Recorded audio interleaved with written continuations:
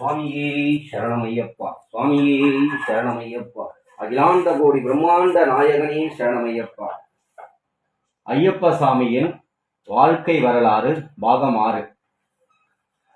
ஐயப்பன் 12 வருஷம் பூலோகத்தில் விநாயகனோடும் முருகனோடும் அண்ணன் தம்பியாக வாழ்ந்து மறுபிறவி எடுக்கிறார். மகிழ்ச்சிய சாவடிக்க மனிதனாக பிறவி எடுக்கிறார் ஐயப்பன்.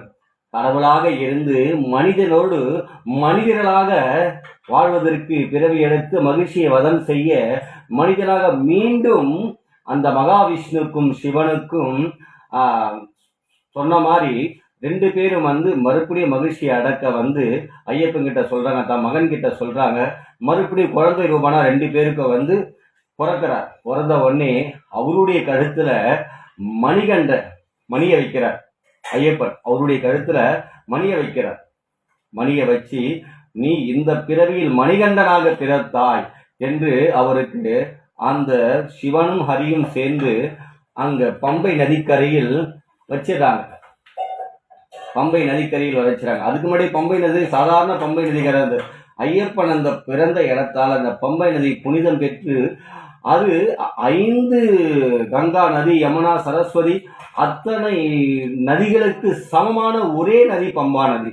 ஐயப்பன் காலடி பெற்றதால குழந்தையாக மறுபிரிவும் பிறந்து பிறக்கிறார். பிறந்த உடனே அந்த நதிக்கு அவ்வளவு ஒரு சக்தி. அதனால்தான் பம்பை நதியில் குளித்து விட்டால் நாம் பாவம் எல்லாம் தீரும் ஐயா. 5 நதிகளோடு ஒரே நதி சமமானது கங்கா நதி, நம்ம பம்பா நதி. அந்த பம்பா நதியின் மகிமை பாருங்க. ஐயப்பன் காலடிப்பட்டு அங்க குழந்தையாக ரூபம் எடுத்தவன் ஐயப்பன் குழந்தையாக பிறக்கிறார்.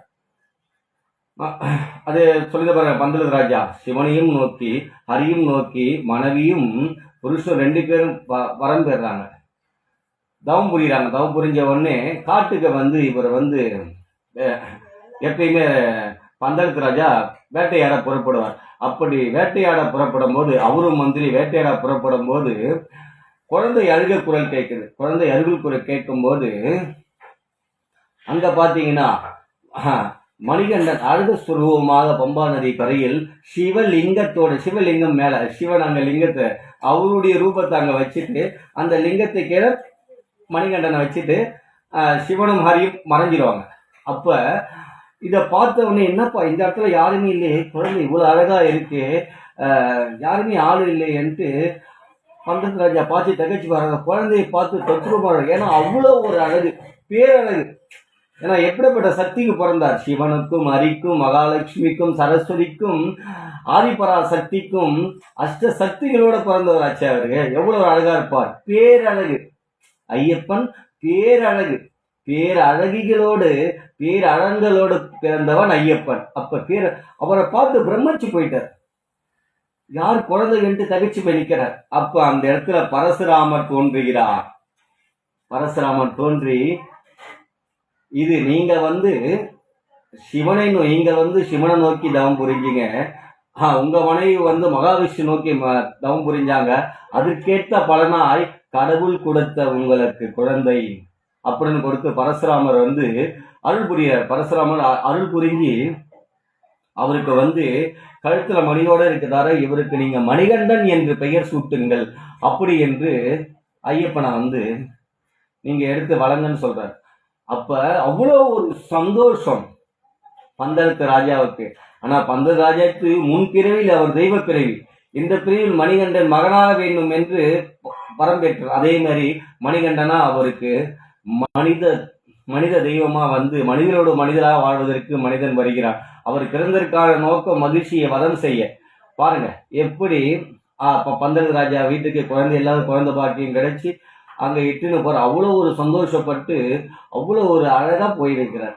பாருங்க பகவானுடைய அந்த வரலாறு. அதுதான் சொல்லுவாங்க, ஐயப்பன் ஒருவன் மட்டுமே தெய்வமாக பிறவி எடுத்து மனிதனாக வாழ்ந்து வந்தார். ஐயப்பன் ஒரு கடவுள் மட்டும்தான் சொல்லுவேன். ஏன்னா மனிதனோடு மனிதனாக வாழ்ந்த கடவுள் 12 வருஷங்க. 1 வருஷம் 2 வருஷமாங்க.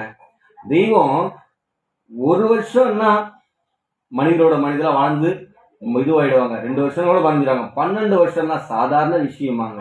ஒரு தெய்வம் வந்து மனிதரோட மனிதா வாழுறாரு, மனிதரோட குறைகளை கேட்டு வைக்கிறாரு, காது கேட்காத காது கேட்க வைக்கிறார், வாய் பேச பேச வைக்கிறார், நடக்க முடியாது நடக்க வைக்கிறார். மனிதரோட குணம் அறிந்து வாழ்ந்த கடவுள் என் ஐயப்பன், அவன் வாழ்க்கை வரலாறு சொல்வதற்கு நான் என்ன புண்ணியம் செய்தேனோ என் ஐயப்பன் வாழ்க்கை வரலாறு கதையை சொல்ல. மிச்ச பாகம் நாளைக்கு சொல்றேன். 7வது பாகம். சுவாமியே சரணமையப்பா, சுவாமியே சரணமையப்பா, அகிலாண்ட கோடி பிரம்மாண்ட நாயகனே சரணமையப்பா.